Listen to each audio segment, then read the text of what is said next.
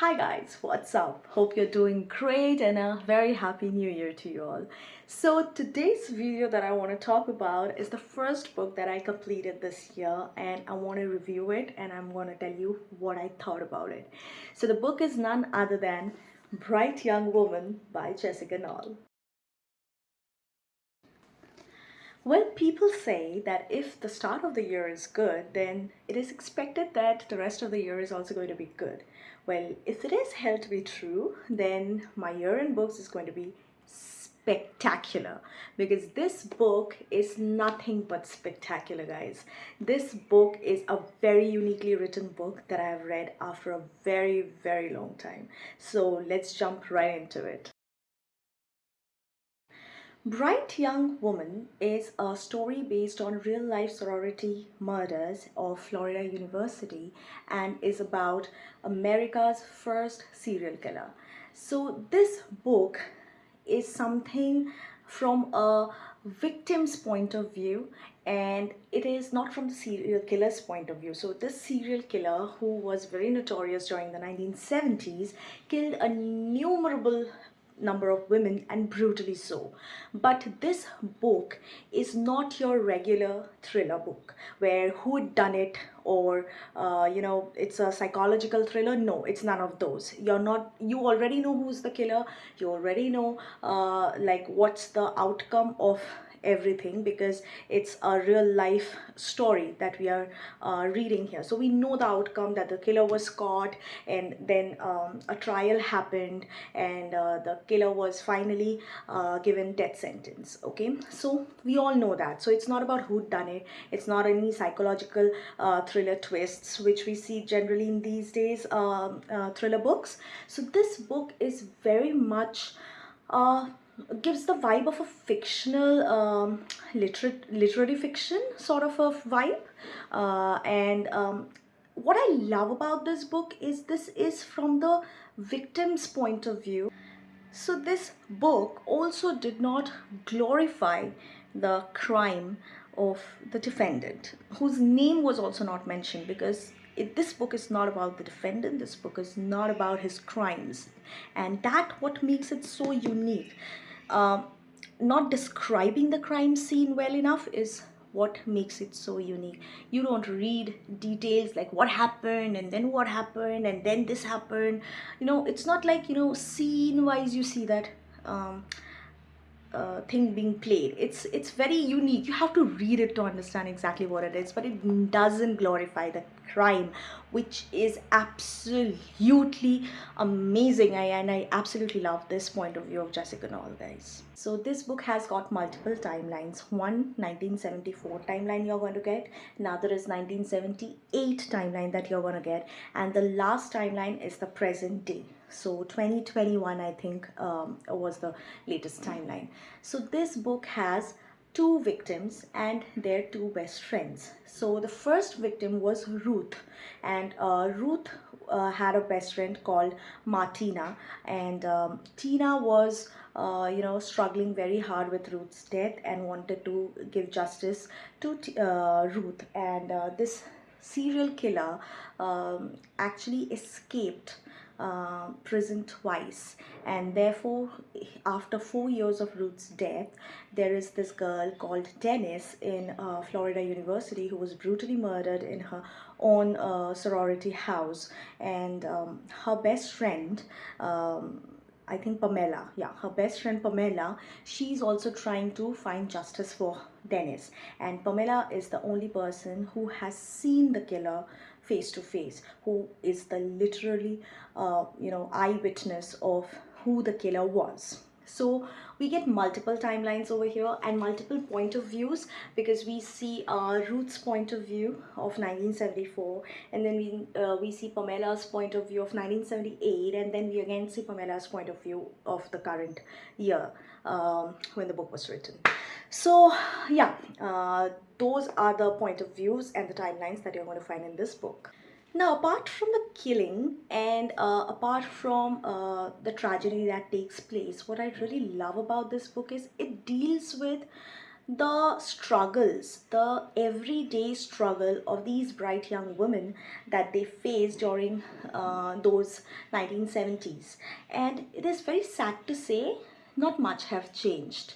So Pamela, being the eyewitness, tells the police a flat on face that whoever she has seen, she for a moment thought it was Dennis's boyfriend Roger, but then when she looked closely, it was not Roger, it was someone else. But since she was a woman, her story was completely negated, and they thought that it was Roger because he is an easy person to catch and close the case.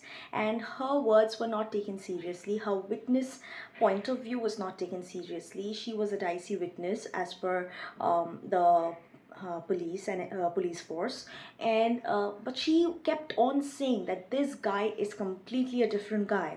Then she comes across and meets Martina, who finally showed her the picture of the killer who killed Ruth, her best friend, and showed her and asked her if this is the guy that you have seen. And Pamela was, oh my god, this is the same person. This is exactly the guy I have seen. And she goes to police station, she talks to the detectives, and she shows them the picture and says, this is the guy who killed my friend. But they do not believe her. So now, that being the case, I think not much has changed, because even today, a woman's word is not much worth. So yeah, that's there. Then there is also the point of body shaming, how important it was in those days to look pretty. Because if you're not pretty, if you're ugly, your husband leaves you, your family criticizes you, you are of no good use, you are not a good wife. And that happens with Ruth. I think the best part of this book is Ruth's story. Ruth's story really broke my heart. She had the worst family in the world, the worst mother in the world. Her father was actually more close to Ruth, and they had a kinship. So once her father died, her mother started pretending that she is the one who's going through an actual, heartbreak, and she's really sad, negating all of Ruth's emotions, as if she is not sad, but she was going through divorce, and she was going through a very hard time. And I think that mother was the worst mother I've ever read in any book. And I think they do exist, because Ruth's mother was manipulative as well. She was so manipulative, and Ruth had this problem of never saying no. She couldn't say no to anyone, and that is the reason why she was being manipulated so easily by her mother, and was taken for granted. And even her nephew and brother, everyone behaved so bad. They were so rude to her. They always used to body shame her because she had acne problems. Yeah. And she felt ugly, and she felt so diminished from within as a human being. Now she joins this therapy session, and there she comes across Martina, and Martina was the one who actually brings her out of her shell and tries to show her that she isn't all failure. She is more than what she looks. And that, I think, slowly starts changing her way of seeing life. Also, this book has a big portion where it talks about gay relationships, how it was very difficult during the 1970s for a lesbian woman to be normal in those days. So it talks about how being gay was treated like a disease, how the person who was being treated as gay was sent to a psychiatrist ward to get treated for a year. So it deals with those difficult situations as well. uh, Again, like I said, not much has changed. I mean, yeah, we do talk about gay rights these days more openly, but there are lots of people in this world who still thinks the same thoughts, only they don't say so more often. So yeah, that's still there. And so there is this very beautiful relationship between Martina and Ruth. And Finally, due to Martina's courage and her advice, Ruth finally stands up to her mother. And she comes and she tells her one fine day, I think on the funeral of her father, that she's not going to take it anymore and she's not going to be engaged with her mother's manipulative behaviors anymore. She's not going to get manipulated anymore. She stands up for herself. She feels pretty inside and out, and she looks pretty inside and out because confidence is very sexy, and she looks pretty and sexy, and she feels like, yeah, she has conquered the world finally. And on that very day she goes to the beach, and there the beach is so crowded that she can't find Martina, and she waits for Martina. And that's when she finds out that there is this guy who needs help. And like I said, she has a problem of not saying no to anyone, so she goes and starts helping the guy. And this guy is very sweet and charming and manipulative as well, and she doesn't understand and she falls into the trap. And that very day, when she stands up for herself and she looks at the future, the bright future that is lying ahead in front of her, where she can see the beautiful life in front of her, that very day the tragedy happens and she dies. And that place where it's described when she was dying, I think that place really broke my heart. What I really loved about Jessica Knoll is she was not descriptive about the deaths. She was not enough descriptive. She was not being gruesome. She made sure that the deaths were not well described because she did not want to, limelight the crime in this whole book. This book is not about the crime, it's about the woman who faced it and the woman who fought it. And that is what made this book so unique and such a good book to read. So also, what really broke my heart and what really this book showcased was the double standard of the society.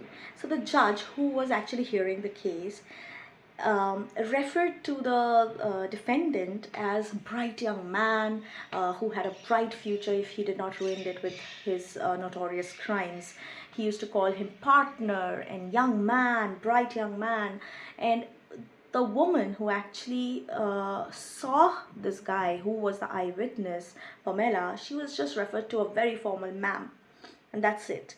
But this, it's as if the judge had a kinship with the killer, and that is so sad. That is so sad. This is a serial killer we are talking about who had murdered so many bright young women. And that is the reason why the name of the book is Bright Young Woman, since the judge referred to the defendant as bright young man.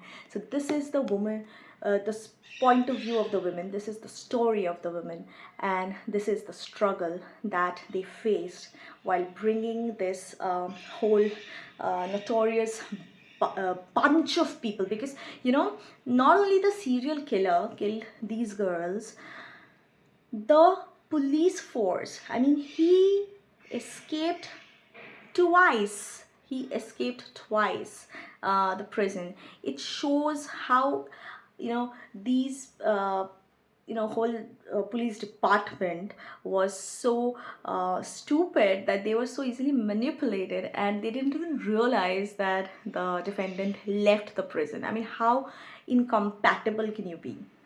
So it shows that how a bunch of people were actually responsible for these murders instead of only the defendant.